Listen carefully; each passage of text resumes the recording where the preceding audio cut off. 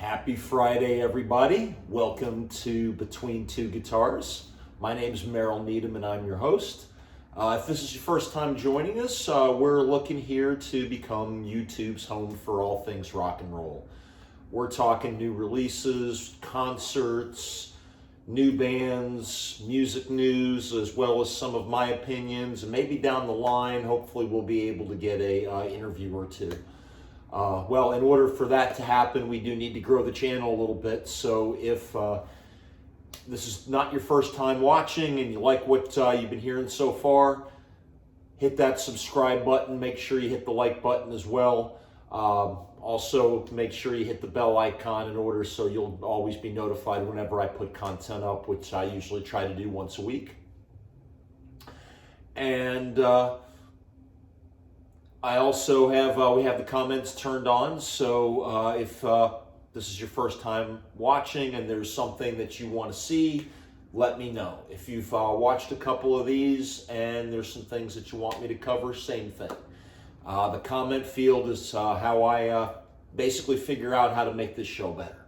So without further ado, let's get on to the good stuff. And I want to start off, it's Friday. New Music Friday, and we've got new music from, believe it or not, Def Leppard. So Def Leppard, just a few days ago, they launched a little website called DiamondStarHalos.com. The website is actually having to do with, now we know, a new album that will be released on May 27th called Diamond Star Halos. If you're wondering where you may have heard those words before, it's actually song lyrics from an old song from T-Rex called Bang a Gong, Get It On. You may remember a band in the 80s called The Power Station, which was Robert Palmer on vocals, and then John Taylor and Andy Taylor from Duran Duran on bass and guitar, and Tony Thompson, who was the drummer for Chic, and also played drums for Led Zeppelin at Live Aid, was the drummer for this outfit. They put on a really, really good album back in the 80s.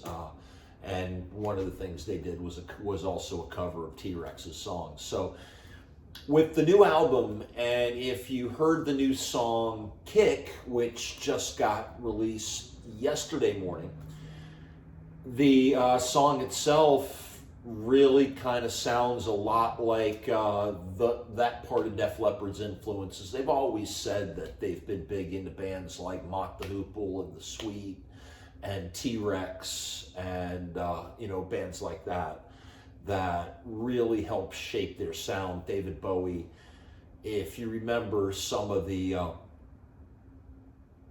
covers they did when they did the Yeah and Yeah 2 covers back about 10 years or so ago. You can get those on one of the box sets. There's 3 now. But the new song sounds like Def Leppard, but it does tend to sound a little bit more kind of like in that 70s glam vibe, which I think is really, really cool. The new album comes on May 27th. And drummer Rick Allen has already said that they're going to be having a number of songs from the new album in the set on the summer tour. So for people like me that were holding out really for just that, because I've seen Def Leppard, we saw them in 2019 in England do Hysteria, and then the year before we saw them here with Journey. For me to see them, that soon, I want some new music. So we know we're not getting new music from Poison or Motley Crue, but I'm looking forward to the new tracks that they're going to be playing. June 28th here in Charlotte, there are $65 tickets that are still available at Bank of America Stadium. That is a Tuesday, everybody. But that show's going to be Def Leppard, Motley Crue, Poison, and Joan Jett and the Blackhearts. So $65 for nosebleeds, that ain't bad for that lineup. The doors open at 4:30. So the doors open at 4:30. I think the show begins pretty soon thereafter. So it's going to be a fun time. Anyway, Def Leppard new album is called Diamond Star Halos. check out their little website. There's actually a way that each member of the band will tell your fortune. It's pretty cool. And you can also pre-order the albums in CD or vinyl format, plus also t-shirts. Now on the vinyl side, for $49.95, there's a limited edition silver vinyl, and there's also a picture disc. I'm probably going for the silver vinyl because the picture discs still don't sound quite as nice as the other ones, because you got that other stuff in the grooves. But anyway, new Def Leppard comes out on May 27th. Cannot wait. We're getting that much closer to getting stuff for their 4th box set. So, also in the news, in rock and roll news, we're talking about Dolly Parton. So, you may or may not have known, if you're keeping score, that Dolly Parton was actually nominated for the Rock and Roll Hall of Fame. Now, kind of a head scratcher, because Dolly Parton has always been a true dyed-in-the-wool country and western artist. Okay, so you got the song Jolene. All right, so Jolene, it was in that kind of vein where you saw some maybe Johnny Cash type stuff. Jack White does a version of that. He did it in the White Stripes, and he still does it in his own shows, and he's made that a rock and roll song. But that's one song. Dolly Parton's in the Country and Western Hall of Fame, and she even said, when she went on Fox News just the other day, she said it would kind of be like putting AC/DC in the Country and Western Hall of Fame. It just doesn't, in the Country Music Hall of Fame, it just doesn't work. But our friends at Rolling Stone and the people at the Rock and Roll Hall of Fame want to kind of widen and broaden the scope of what they consider to be rock and roll. And well, since country and western it is basically part of one of the founding fathers of rock and roll. I mean, if you want to just break it down, mom is country and western, daddy's the blues, and they had a baby, and that's rock and roll. But that doesn't make Dolly Parton rock and roll. That just makes her sing music that helped create rock and roll. It is what it is. And Dolly Parton believes this, but the Rock and Roll Hall of Fame is doubling down on it. But in that sense, and their explanation is that, look, it's too late now. The voting's already started. People have already cast their vote. And they're right. This should have happened maybe several months ago when, the talks were about who was going to get nominated. Maybe if she'd raised her voice then or right immediately. But at this point, I think part of it comes down to the fact that she's in the top 5 of the fan vote. Now, that doesn't really mean much, because with the Rock and Roll Hall of Fame, the way it works is with the fan vote, you can vote for 5 artists, and you can vote once a day, every day between now and April 29th on rockhall.com. Now, the winner of the fan vote gets 1 vote towards the whole deal. So there's no real guarantee that the winner of the fan vote will even get inducted into the Hall of Fame. For instance, I think it was 2 years ago or 3 years ago, the Dave Matthews Band won the fan vote for the Rock and Roll Hall of Fame. And cooler heads prevailed. Although the Dave Matthews Band are a wonderful band, there are a lot more deserving than the Dave Matthews Band for the Rock and Roll Hall of Fame. So, as of where it stands right now, Judas Priest is outside the top 5. They're in 6th position. But Duran Duran is winning the fan vote right now. And I've got to say, I can't hate that. Duran Duran, I think, is deserving to go in the Rock and Roll Hall of Fame. And especially consider the fact that they've been able to continue their career even through today, they just released a new album last year. So the stuff that they're putting out is pretty darn good. So I'm okay there. The Eurythmics is another band that's on the list that I'd like to see get in, along with the New York Dolls and naturally Judas Priest. Why they're not in already. But here is something that I'm going to say there, because I think in a way we in the rock and heavy metal communities may be kind of shooting ourselves in the foot a little bit by, on the one hand, demanding that bands like Judas Priest, Iron Maiden, Motorhead be in the Hall of Fame, and they need to be, all three of those bands, make no mistake about it. But by pointing your finger at the Beastie Boys, at Run DMC, at Public Enemy, at NWA, at Jay-Z, at LL Cool J, look,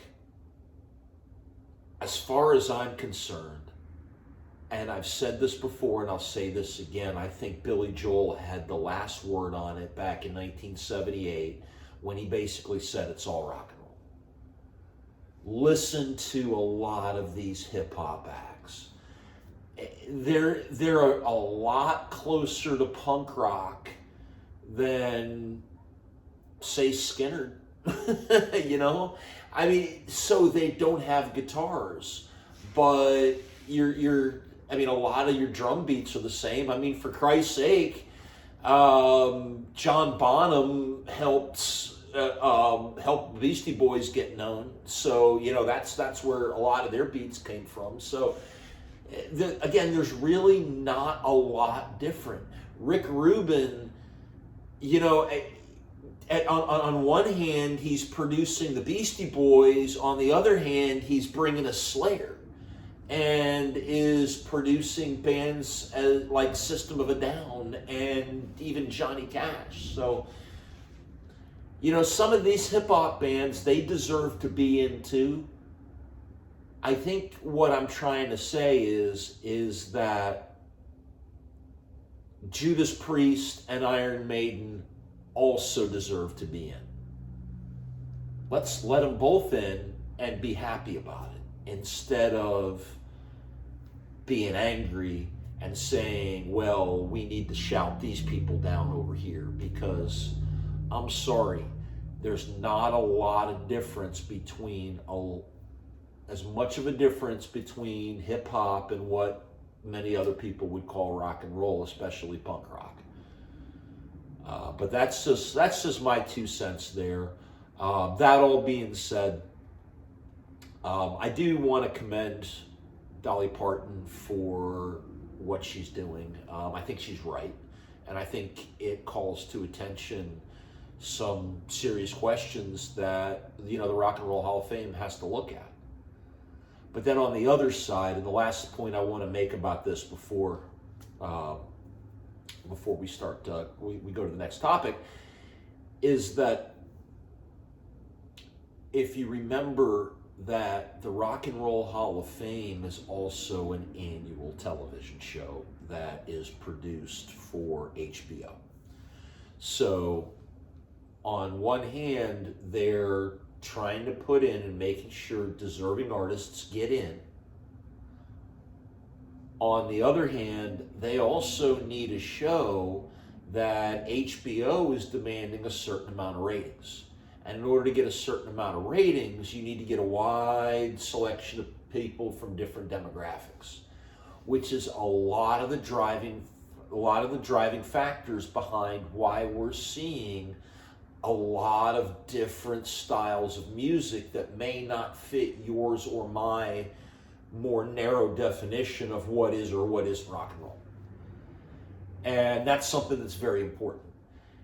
Because let's be honest, if we decided to make things right for the hard rock and heavy metal community and decided this year that we're going to put in Priest, Maiden,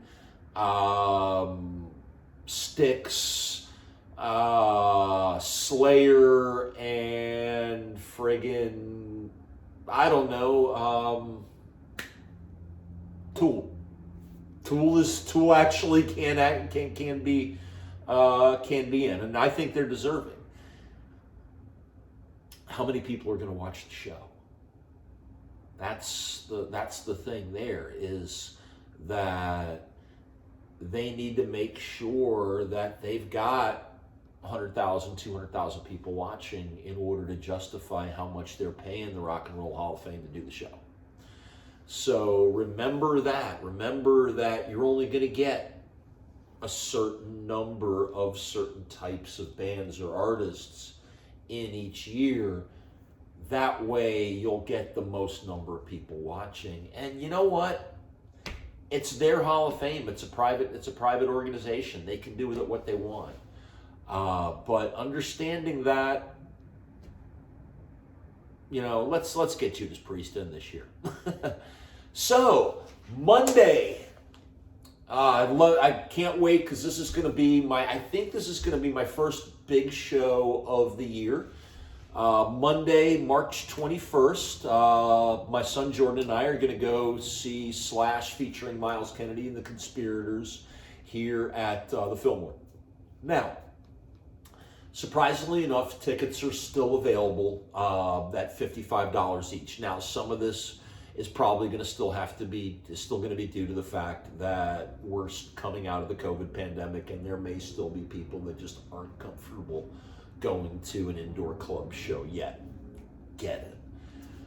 But the other side to it is that it's kind of head scratching for me that you've got a guitarist, Slash, who people are paying hundreds of dollars to see play with Guns N' Roses in stadiums, but we're not selling out a club with actually what is turning out to be his main band. And I think a lot of the fact is that over the last several years, you know, this style of music just hasn't been marketed. So when you get somebody like his singer Myles Kennedy, for instance, who is also an alter bridge, in the old days when, you know, CDs and records were still being sold, he's only an alter bridge. After Scott Stapp is out of Creed, Myles Kennedy comes back in. That's the one band he's in, but then you're making money from that. You know, you're only making money touring. You can only tour the same circuit so often before you burn out. So really in today's, and this is one of the interesting ways to do it, in today's market, I guess you could say, you got to have different deals. So Myles Kennedy is basically jumping back and forth between Slash featuring Myles Kennedy and the Conspirators and Alter Bridge. At the same time, Slash is doing the same thing with his solo band with Myles Kennedy and Guns N' Roses. And then looking over at Alter Bridge, Mark Tremonti has his solo thing that's going on. And a lot of the reason for that is that he's selling a lot of Paul Reed Smith guitars and amps. The Tremonti line, it's phenomenal stuff. I don't own any of it, but you know, you never know one day. But that's something that Tremonti's doing there. Well, with Slash, for those that don't know, his band, the Conspirators, which features Myles Kennedy on lead vocals, a rhythm section of Brent Fitz on drums, and Todd Dammit Kearns on bass. Brent Fitz was the original drummer for Theory of a Dead Man, for those keeping score. And then Kearns has been in a number of different bands in Canada over the years, but just a phenomenal talent as well. That's the band that records. Slash naturally in a solo band plays all the guitars. And Miles Kennedy, although he is a co-lead guitarist in Alter Bridge, doesn't play guitar at all in the Slash band. They have a guy, Frank Sidoris, who comes in and plays rhythm guitar on the road, who is an amazing guitarist as well. He's been with them going back to the Apocalyptic Love Tour, which would be the first of the Slash featuring Miles Kennedy and Conspirators out. No, he joined them at not Apocalyptic Love, but World on Fire, the second one. Any way you look at it, it's he's had 4 albums out. The music is going to sound like what you'd expect. It's going to sound really similar to Guns N' Roses, but you've got Miles Kennedy singing instead of Axl Rose, so you've got those differences. But the music is pretty phenomenal. The new album 4 features the hit "The River Is Rising." There's a video out already. "Call Off the Dogs" is another really good song.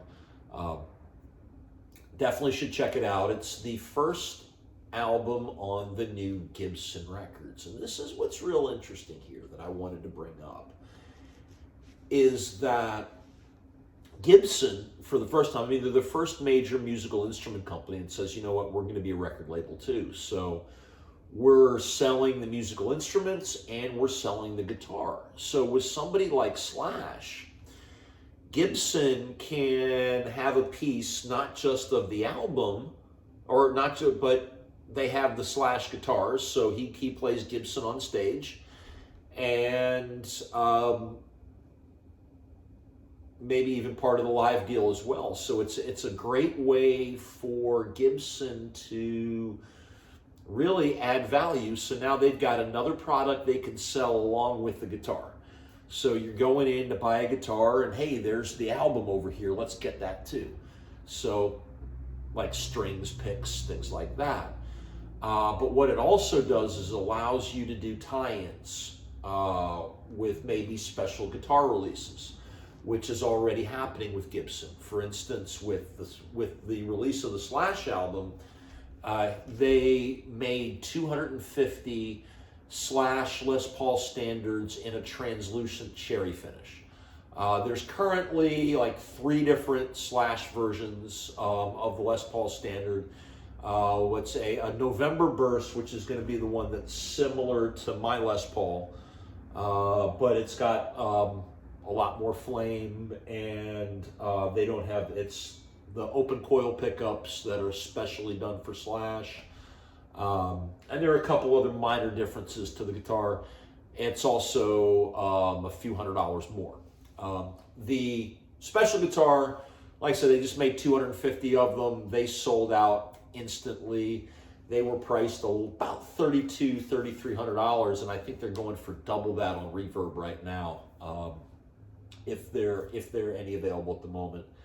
But it's going to be interesting to see how many more artists Gibson is going to sign, because I can see them doing that. I believe Jared James Nichols, he's a blues guitarist that maybe a lot of you haven't heard of yet. I believe he's got one coming out on Gibson, but I'm not sure. I'd like to see them really start to get involved heavily with bands that they can also go ahead and do signature guitars for as well, like Jerry Cantrell. They're doing the same thing right now with the Jerry Cantrell Latone acoustic guitar, where if you get a meet and greet package with Jerry Cantrell on tour, it's like $5,500 or something like that, but it's a near $4,000 guitar. If you want to know a little bit more about that, go and look at my last week's episode. I'll put a link to it down in the comment section to make it a little easier, but that's another example of something that Gibson's starting to do that I think is great. because I think if you start marketing the music directly to the people that are going to listen to it, like you and me, more people are going to know about it. And the more people that know that Slash is making this music with Miles Kennedy, I think when you get a chance to listen to it, you're really going to like it. And then again, hey, you got the show on Monday night. There's still tickets available. So if you're not doing anything on Monday night, come on out to the Fillmore. The opening act is going to be is a band called Dead Sarah, kind of like a 90s style alt rock band, female fronted. One of the tracks, I can't remember the name of it, but it sounds a lot like Weezer. And then they also did a cover several years ago of Nirvana's Heart-Shaped Box, which is really good as well. So they're definitely worth checking out. And I'll talk a little bit more about them once I get a chance to see them live. But that's the end of the show. I want to thank you all for sticking around today and watching.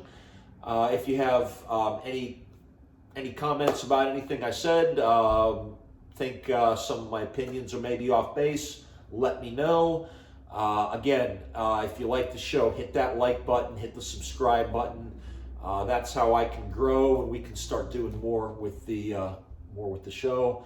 But until next time, rock and roll ain't dead. Gene Simmons, you don't know what you're talking about, brother. Bye.